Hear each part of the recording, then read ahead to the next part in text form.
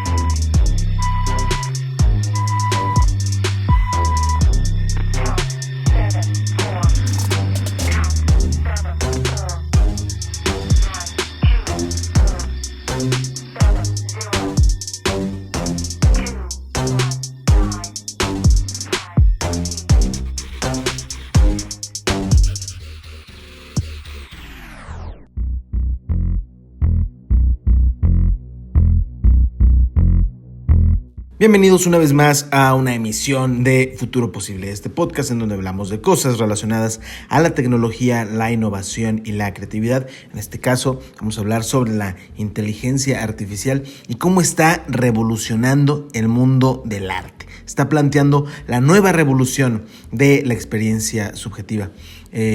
Hasta hace poco me parece que el arte era una de esas pocas áreas que se creyeron exclusivas para la experiencia humana. Sin embargo, ya hay software y máquinas que pueden crear piezas originales o imitar obras de autores reales. El debate está en si esto se puede o no considerar arte. La idea romántica de la automatización a inicios del siglo XX era que las máquinas harían el mundo más fácil, mientras los humanos teníamos una vida plena, fácil y cómoda. O al menos eso es lo que yo imagino al ver las proyecciones del futuro que se hicieron a principios de la década de 1900.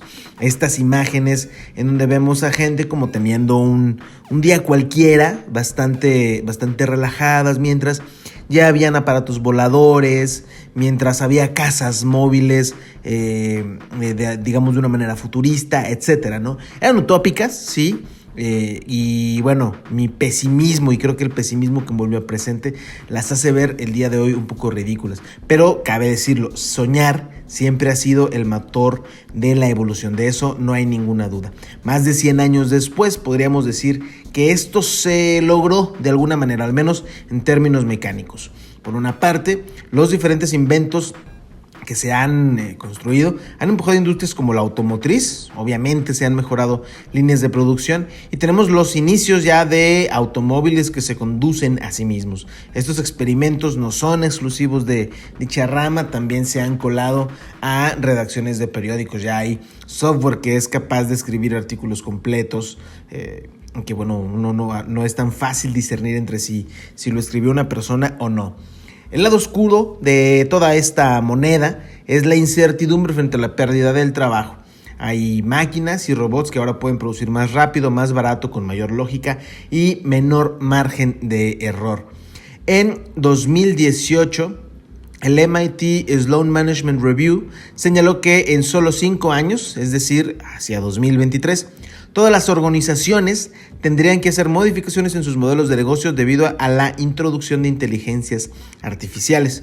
Un año después, en septiembre de 2019, el Banco de México estimó que en la próxima década, es decir, de 2020, que es el año en el que nos encontramos hasta 2030, aproximadamente 7 de cada 10 trabajos en México se verá afectado por la automatización. En términos un poco más cuantificables, esto significa 5.500.000 empleos. Son un montón, sin duda.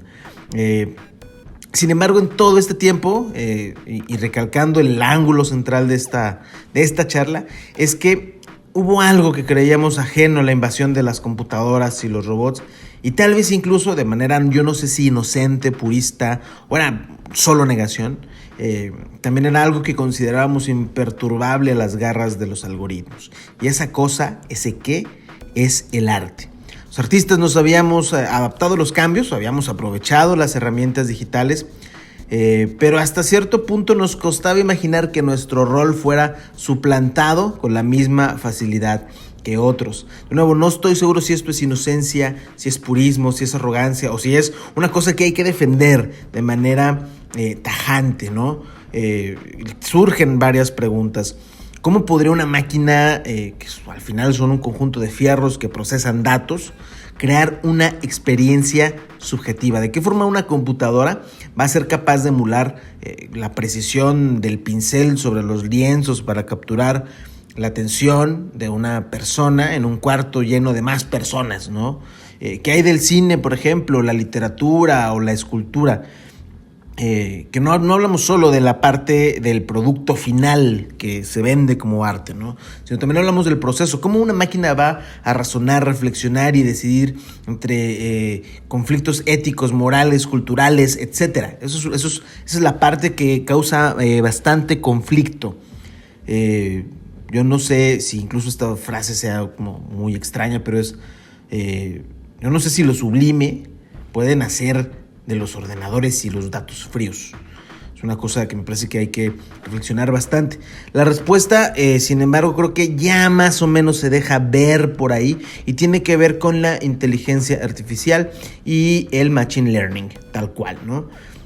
Para dejarlo en términos sencillos, esto se requiere a programas de computadora diseñados para enseñarse a sí mismas o a otros computadores, a otros ordenadores, a aprender y a partir de ahí reproducir una actividad o una acción, ¿no? Un artículo que fue publicado en el sitio Interesting Engineering el 15 de enero de 2020 señala que la trascendencia de los cambios que puede proporcionar la inteligencia artificial se van a comparar en términos de transformación a la revolución industrial. Y esto, bueno, no son palabras menores. Uno se preguntaría, bueno, ¿y qué tiene esto que ver con el arte? Bueno, en vez de que el arte sea una manera más de expresión humana, que tenga que ver con solo los campos sociales, dentro de esto se considera que el arte no va a ser justo una sombra periférica, sino que va a ser un eje central, un eje clave dentro de esta revolución, ¿no? De acuerdo con esta publicación, se considera que el binomio de arte e inteligencia artificial, pues también hay que decirlo, está en su etapa de infancia, ¿no? Es muy joven. Me dediqué a buscar un par de datos en internet para encontrar cuál fue, digamos, el primer proyecto, la primera experimentación que se hizo en términos de arte e inteligencia artificial. Encontré una cosa bastante interesante. Obviamente es una mirada al pasado, ¿no? De manera muy concreta, es una mirada a 1993, fecha en que el artista y programador inglés Harold Cohen lanzó Aaron, que es un proyecto que fue realizado y financiado por la Universidad de Stanford. Podríamos decir que Aaron es la primera, como lo decíamos, la primera inteligencia artificial enfocada al arte. Su funcionamiento consta de crear pinturas únicas e irrepetibles a partir de datos recolectados sobre las bellas artes, la apariencia física de los objetos, movimientos, luces, colores, etc. Partes, digamos, técnicas que debe llevar una pintura, ¿no? Sus obras, aquí es donde ya empieza un poco el conflicto. Él no reproduce, o digamos, esta inteligencia artificial no reproduce cosas que ya existan. No te pinta un cuadro con la capacidad que pudiera hacerlo tal o cual autor, ni reproduce de manera específica sus talentos, no. Lo que Aaron hace es producir obras originales, tal cual, ¿no? Es una cosa extraña porque al mismo tiempo su capacidad no le permite desobedecer estos parámetros que ya mencionamos, apariencias, movimientos, luces. Es decir, no puede aprender nuevas técnicas si no le son inculcadas, si no le son programadas. Pero al mismo tiempo de cero puede él, a través de todos estos conocimientos, crear una pintura, ¿no? La pregunta central de todo esto es, ¿eso lo podemos considerar arte? Es decir, por un lado, si tenemos la la generación de material original mediante técnicas artísticas. Las piezas, para decirlo con claridad, han sido montadas incluso en museos y admirados por personas de la vida real, ¿no? Lo que hay que preguntar es, ¿qué está ausente entonces para que podamos considerar esto como arte o no? ¿Se trata solo de la privación humana del proceso artístico? Es decir, si nosotros quitamos el factor persona, el factor gente, humano, hombre, mujer, ¿es eso lo que deja que una pieza ya deje de ser considerada arte? Nos hace falta que detrás del lienzo o cualquiera de estas plataformas digitales haya una reflexión o un conflicto moral, una postura estética, no producto de los datos fríos, sino de un debate interno. Tiene que haber una declaración de principios, una sentencia política, que esto me parece como central en la mayor parte del discurso del arte. Y bueno, dos titanes, dos sombras, no sé exactamente cómo decirlo, pero ¿cómo puede una máquina inspirarse? ¿Cómo puede sentir pasión y entonces tener este impulso incontenible de crear, de esculpir, de escribir, de grabar una película, de escribir un guion? Las máquinas al final no tienen esta conciencia para experimentarlo. Entonces sí creo que genera ahí algo de controversia, ¿no? Y bueno, hasta este punto que he hablado como un poco más de los datos en sí, a mí me parece que sí es arte. Y estoy muy de acuerdo en uno de los memes más populares de al menos 2020, 2019, 2020. Tal vez es una explicación un poco reductible, pero me parece que en este caso el meme tiene razón y es que sí se trata de arte, solo que no estamos listos para esa conversación. A partir de acá hay un poco de cosas, temas un poco más técnicos, ¿no? Aquí voy a ceder un poquito las preocupaciones personales para abordarlas. Después aquí estamos hablando de 1973, se siguió experimentando muchísimo, hubo un avance sin duda importante y las cosas dieron un brinco bastante considerable en 2014 cuando fueron presentadas las redes generativas antagónicas, que son en inglés son conocidas como las Generative Adversarial Networks, que son una parte importante de en qué momento nos encontramos hoy en día en cuanto a las tecnologías de la inteligencia artificial y el arte, que en pocas palabras son algoritmos profundos que utilizan dos redes neuronales en vez de una, que se están confrontando entre sí con datos. Se empujan de alguna manera, obviamente en un sentido metafórico, se empujan, se están como en un estira y afloja, una especie de lucha por generar nuevos datos a partir justamente del contraste de dos posturas diferentes, ¿no? Este modelo fue desarrollado por un científico llamado Ian Goodfellow y podríamos decir que este intercambio de ideas, como que sería como una discusión interna entre la computadora, al final arroja un nuevo resultado, algo que previamente no existía, que es como, digamos, si la computadora llegara a una conclusión propia, que ya desde ahí el planteamiento me parece sumamente interesante. Sin embargo, fue en un añito después, en 2015, cuando Google, ya saben, este gigante, aprovechó esta estructura para diseñar un programa que, si no mal recuerdo, fue cuando el tema saltó ya de manera mundial, ahora sí, en cómo las inteligencias artificiales y el arte se estaban vinculando, y es con el proyecto Deep Dream. Este programa fue diseñado por Alexander Mordintevsk, que, bueno, este programa busca y reconoce patrones en imágenes usando la pareidolia sintética algorítmica. Pareidolia, ahí como un dato extra, es esta manía del cerebro o este síntoma de que uno puede ver caras en las cosas, ¿no? En este caso, la inteligencia artificial del programa se enseña a sí misma a ver, entender y reconocer el mundo a través de imágenes que le son proporcionadas. Estas imágenes sí vienen de un input externo, es decir, una persona le da estas imágenes o bien puede recogerlas de algún sitio en internet. De esta manera, una imagen real, digamos, si yo le tomo una foto a un árbol y luego la subo a este programa, el programa lo que hace es encontrar los elementos claves, ¿no? Si, por ejemplo, yo le tomo una foto a este árbol, pero además ahí se ven carros y va pasando un niño, bueno, el programa, mediante el algoritmo que tiene, va separando las estructuras de las imágenes y dice, bueno, para que un árbol sea un árbol, tengo que fijar que hay un tronco y hay una copa donde están las hojas, ¿no? Y los va abstrayendo.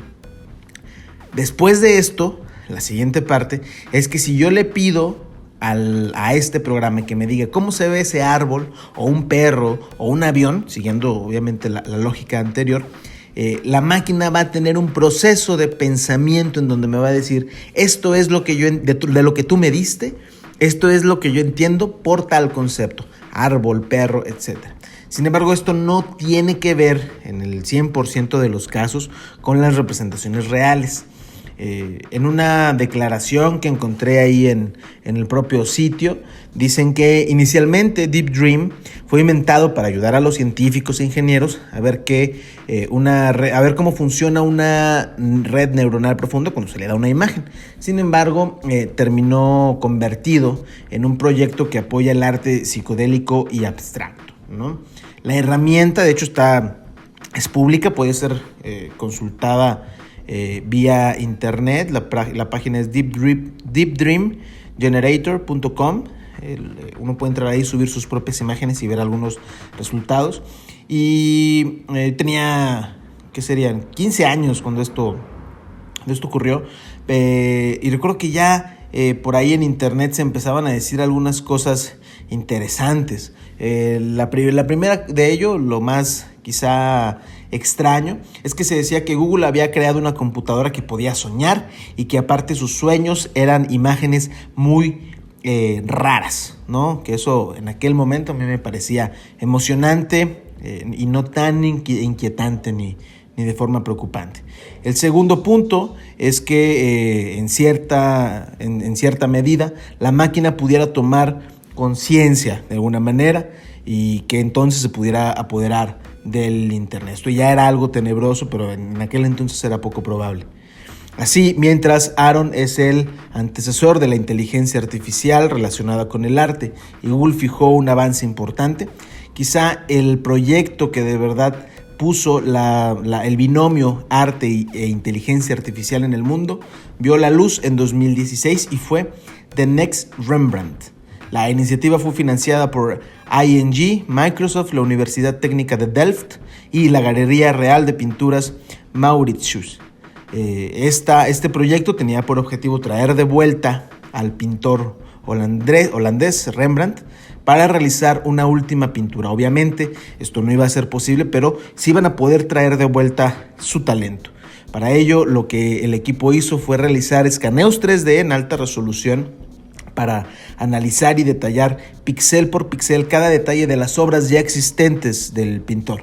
Asimismo, usaron algoritmos de aprendizaje profundo para mejorar la calidad.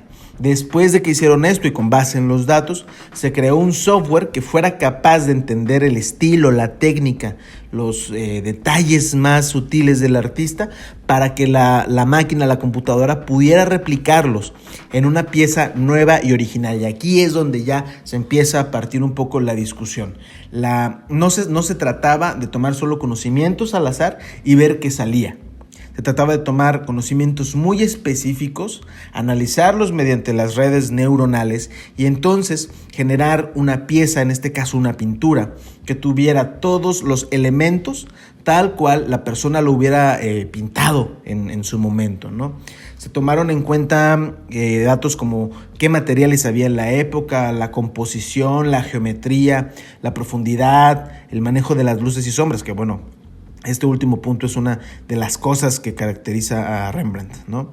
El resultado justamente fue no solo una pintura que recreaba el estilo del holandés, sino que se tuvieron datos suficientes para dar el mismo tipo de trazo que el pintor daba con los pinceles.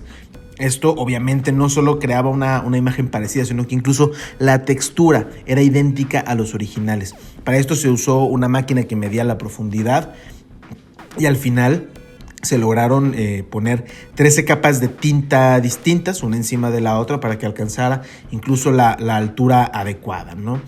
El resultado pues es una imagen bastante famosa que por ahí va a estar en algunos links y en la nota principal de este podcast. ¿Qué podríamos decir de este caso? Diríamos que en este caso fue arte o no. Si quitáramos el factor, si le mostráramos esta pintura a alguien que no sabe que estuvo diseñada o pintada en este caso por una computadora, ¿le podría conmover de igual manera que alguien que contempla los originales de Rembrandt? Es una cosa que de verdad aquí es en donde no queda claro todavía en el debate ético en qué momento, en qué parte se centra la discusión de si es arte o no. Y bueno, obviamente no soy un experto en el tema, pero en una exposición mucho más precisa, el que sí es experto es un programador y performer llamado Mike Rugnera, que él tiene un canal en YouTube de PBI's Idea Channel, y él comenta que la parte importante para considerar algo como arte no es su origen, sino la apreciación. ¿Sí? Él nos dice que incluso si tenemos que debatir si algo es arte o no, seguramente lo sea, y por eso está generando debate. Pero en la tesis que nos presenta Mike, él dice, lo que hace al arte es la audiencia, ¿no? Explica que al mismo tiempo es algo subjetivo. Lo que para algunos puede ser una pieza completamente excelsa y profunda, para otros puede resultar estúpido y banal. Y bueno, yo no puedo estar más de acuerdo con eso. Rugnera aquí apunta que en el conflicto sobre la inteligencia artificial haciendo arte no es si lo van a hacer o no, porque tenemos que asumir que ya lo hacen, más allá de si estamos o no de acuerdo. La gran pregunta aquí es, ¿vamos a permitir que lo hagan por ellas mismas? Es decir, que las computadoras, sin un input humano, recreen, creen o diseñen y hagan avanzar el arte. Me parece que además, en este caso de la complejidad técnica que por supuesto esto representa, se sienta un nuevo modelo ético frente al arte. Y justamente tiene que ver esto que Mike Rugnera pone sobre la mesa, ¿no? ¿Estamos dispuestos a ceder esa parte que creemos que nos pertenece solo a nosotros? ¿Dejará de importar la voluntad o la inquietud del artista al momento de crear algo? ¿Puede equipararse? No en términos técnicos, porque eso ya lo vimos que sí, incluso probablemente lo pueda superar. Pero, ¿qué hay de la sensibilidad de la creación? ¿Qué hay de este momento íntimo en la relación artista y su obra, ¿no? ¿Cómo un software va a poder recrear eso? ¿Cómo va a poder ejemplificarlo? Tal vez no es necesario y nos estamos enfrascando en una pregunta y en un dilema inútil, ¿no? Pero también están luego estos intentos y estos hallazgos por llegar a una idea original y a una pieza final. ¿Cuántas veces no se han tenido que retrabajar obras de todos los calibres, desde los más amateurs hasta las más privilegiadas y laureadas a nivel mundial? Las computadoras probablemente estén exentas de eso. Te van a entregar un solo producto final y se acabó, no hubo intentos, lo procesaron y antes de aventarse al margen de error, lo redujeron hasta tener una propuesta sólida, ¿no? En este sentido yo no sé cuándo es que esto vaya a pasar. Por supuesto quiero estar vivo en el momento en que una computadora pueda tener ideas originales en vez de solo procesar instrucciones. Y no sé si decir afortunada o desafortunadamente, pero creo que no estamos tan lejos. Y no lo digo solo por haber leído artículos y publicaciones al respecto bueno, yo me confieso aficionado de todos estos temas, sino porque acabo de ver algo o vivir algo, voy a decir vivir algo, que me cambió la perspectiva. Y esta es una charla de TED, las conocerán seguramente ahí ustedes, son muy famosas, pero en este caso no es impartida por una persona, es impartida por un robot que tiene nombre, se llama AIDA, que por cierto me parece bastante gracioso el juego de palabras. Voy a dejar por ahí el link en alguna parte de este podcast para que lo puedan consultar. Y lo más relevante de todo esto me parece que es el robot se pregunta, o más bien lanza la pregunta clave, ¿no? Y dice, ¿puede un robot ser un artista? Y se responde. La inteligencia artificial de AIDA se pregunta y se responde y asegura que sí, que ella misma hace un trabajo crítico, creativo, nuevo, sorprendente y que estimula el debate, además de generar interés, y que por todo eso su actividad es artística y creativa. Y tengo que ser sincero, me costó un poco de trabajo que no me incomodara. Me causó la misma incomodidad que cuando conocí el tema de filosofía de la mente y el tema de la conciencia en las personas, cómo se relaciona esto con las neurociencias. Me empecé incluso a sentir un poco mal. Pero bueno, suficiente de mí, volvamos con Aida. Dentro de la plática, ella tiene esta cita que voy a leer de manera un poco más resumida, ¿no? Ella dice: mi arte refleja nuestras vidas hoy, donde los humanos interactúan, toman decisiones y son influenciados por la tecnología y la inteligencia artificial en base a la experiencia diaria física y en línea. Soy una robot. No tengo conciencia ni experiencia subjetiva del mundo, pero como una persona artística, esto me permite ver un paso más allá. Con esto, ella se refiere a que su algoritmo le permite aprender y reaprender. En este caso hay unos ejemplos muy interesantes. Ella está programada para reconvertir la poesía de Oscar Wilde. Ella lee los versos de Oscar Wilde, los aprende, los codifica y a partir de ello crea poesía nueva. No es que reacomode sus versos, no es que cambie alguna palabra del lugar. A partir de la obra del señor Wilde, Aida genera una pieza artística nueva. Tiene una pieza, por ejemplo, que se llama Poetry of Consolation 1. Bueno, Poetry of Consolation 1, ¿no? Voy a intentar leerlo con mi mal inglés, solo para que puedan ahí tener más o menos una idea de qué va. Igual, si no, por aquí puedo poner mejor el fragmento en caso de que al final salga muy extraño. Bueno, lo voy a meter en el... Sure enough, a free and independent bird like that will never get used to the ramparts. The 12 convicts of the sport after a while, and the eagle seemed quite forgotten. But there was someone who, every day, put close to him a kindness. And he tears your hand for you by way of thanks, said the man who held him, looking almost lovingly at the spiteful bird. Let him die, but let him die in freedom, said the prisoners.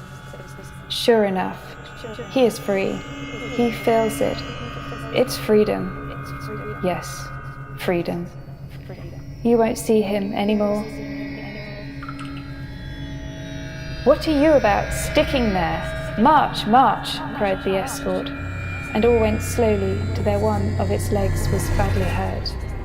It gazed upon the curious crowd wrathfully, and opened its crooked beak, as if he were taking exercise for his corner, and limping along the palisade for a dozen steps or so, then went back, and so forwards and backwards, precisely as if prepared to sell its life dearly.